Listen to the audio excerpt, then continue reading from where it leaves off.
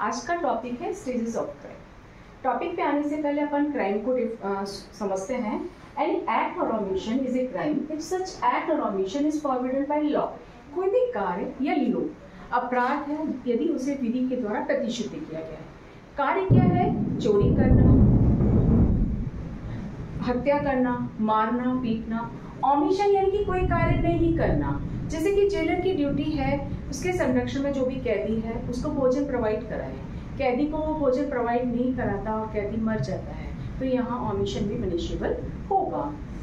BNS का section 2 का clause 24 है, उसमें बताया गया है कि भारतीय न्याय संहिता स्पेशल लॉ या लोकल लॉ के अधीन दंडनीय कोई बात अपराध है। बीएनएस में जो अपराध बताए गए हैं वो स्पेशल लॉ पॉक्सो एक्ट है, एनडीपीएस एक्ट है, एक्सरसाइज एक्ट है, उसके तहत जो अपराध है।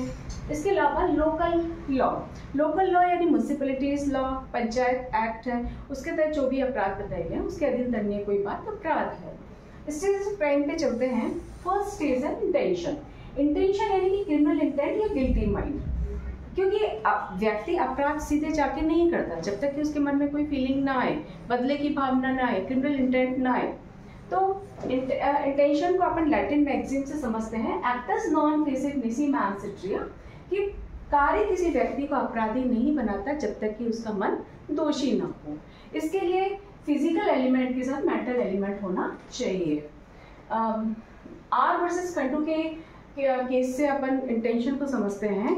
आर वर्सेस कंडू के फैक्ट ये थी कि जैसे कि ए ने बी को मारने के इंटेंशन से, यानी कि इसकी डेथ करने के इंटेंशन से इस पर प्रहार किया, लेकिन बी मरता नहीं है, बेहोश हो जाता है और ए बी को मरा हुआ समझकर जिस चौपड़ी पे बी था उसमें आग लगा देता है। जब मेडिकल एग्जामिनेशन की गई तो पाया गया कि बी की मृत्यु जलने से हुई है। तो यहाँ पर ये माना कि इस जो ऑफेंस है 2 स्टेजेस में कंप्लीट हुआ। पहले कंडीशन में जब ए ने मारने के इंटेंशन पे बी पर प्रहार किया तब उस कंडीशन में इंटेंशन था, मैंसरिया था, लेकिन जो एक्ट है एंड रिजल्ट है वो नहीं हुआ, यानी बी की मृत्यु नहीं हुई। दूसरी स्टेज में जब उसने झोपड़ी में आग लगाई वहां इसका इंटेंशन समाप्त हो चुका था, वो तो उसको मृत समझ रहा था। तो यहाँ कोर्ट ने उसको मर्डर के लिए पनिश नहीं किया ए को, बल्कि उसको अटेम्प्ट टू मर्डर के लिए पनिश किया था।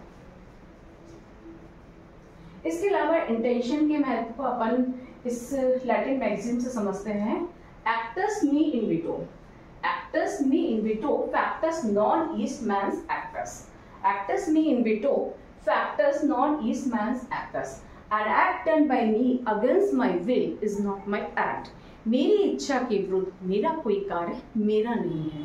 जैसे कि मान लो ए व्यक्ति रॉबरी करना चाहता है किसी बैंक में और ए बी को, जो कि ताला खोलने का, चाबी बनाने का काम करता था, और उसको सर पर गन रख देता है, कह देता है ताला तोड़ो, और बी डर के अधीन ताला तोड़ देता है, तो बी की कोई लायबिलिटी नहीं बनेगी क्योंकि वो डर के अधीन कार्य कर रहा था, वो अपनी इच्छा से कार्य नहीं कर रहा था।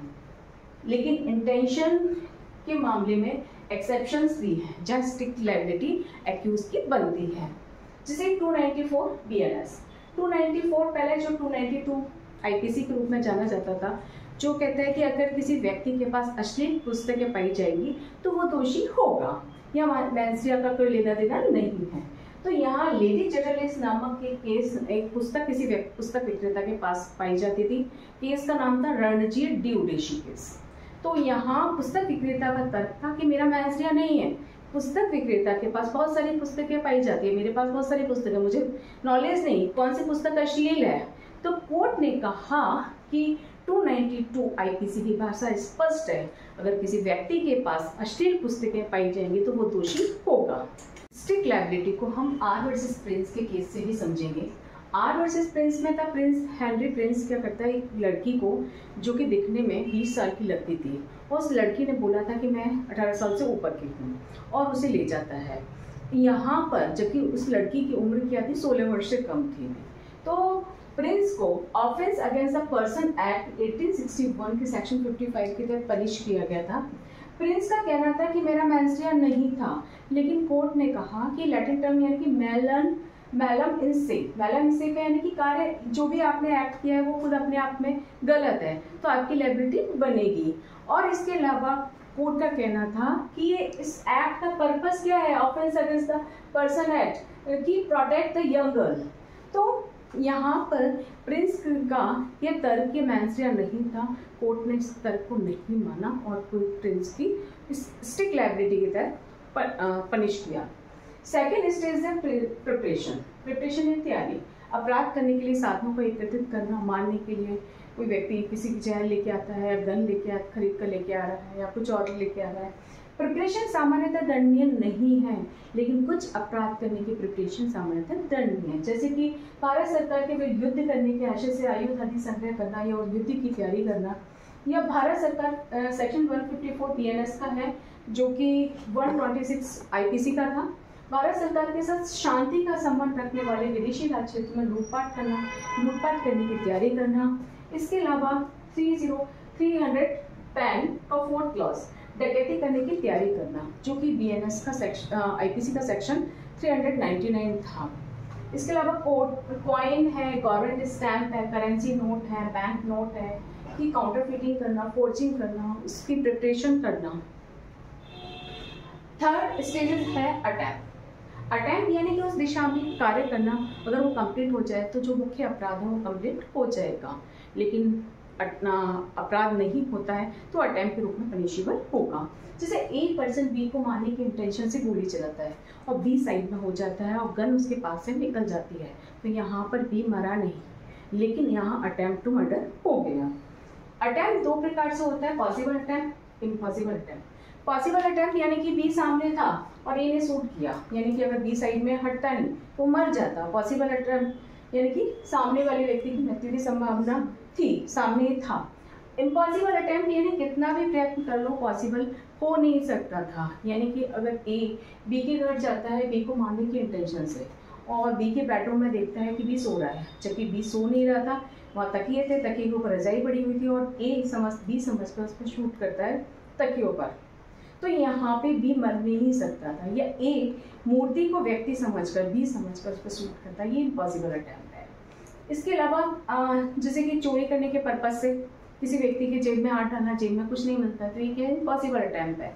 इम्पॉसिबल अटेम्प्ट को सेक्शन 62 बीएनएस से समझेंगे, जो कि आईपीसी में भारतीय दंड संहिता में सेक्शन 511 था, जो कहता है कि आजीवन कारावास या कारावास से दंडनीय अपराध करने का कोई व्यक्ति प्रयत्न करता है और उसकी सजा के लिए कोई प्रावधान इस कोड में नहीं दे रखा है, तो उसके लिए जो भी मुख्य अपराध है जिसके लिए सजा है, उसकी आधी सजा से व्यक्ति को पनिश किया जाएगा।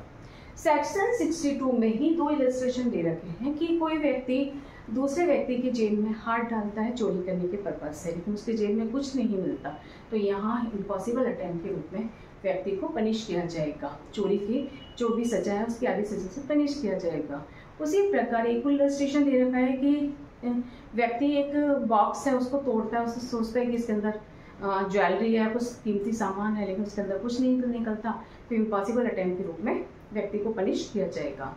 लेकिन बॉडी के मामले में इम्पॉसिबल अटेम्प्ट के बारे में कोई लॉ स्पष्ट नहीं है, फिर भी कोर्ट का कहना है कि जहां व्यक्ति के होने की संभावना होगी वह इम्पॉसिबल अटेम्प्ट पनिशेबल होगा। फोर्थ स्टेज है कमीशन ऑफ ऑफेंस, जहां ऑफेंस कंप्लीट हो जाता है। तो थैंक यू।